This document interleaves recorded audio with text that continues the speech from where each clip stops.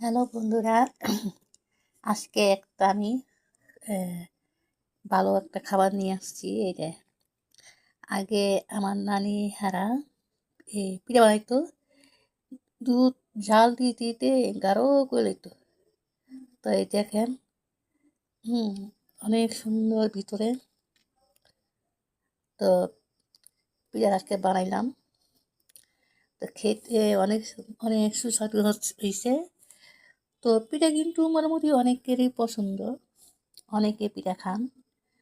তো আজকে আমি বানাইলাম, এটার নাম হচ্ছে পাটিসাপলা পিঠা। আর আমার নানি, আমি আমি বড় হয়েছি, আমার নানির কাছ থাকছি। নানি আমাকে লালন পালন করছেন।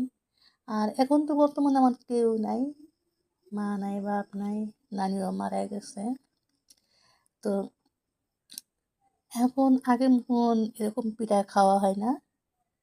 তো আমি এখন নিজেই বানাইলাম। তো ভাবলাম আমার প্রিয় বন্ধুকে দেখাই। তো আগে আমার অনেক ফলোয়ার আসছিল, অনেক তো এটা সেটিংটা উলটপালট হয়েছে।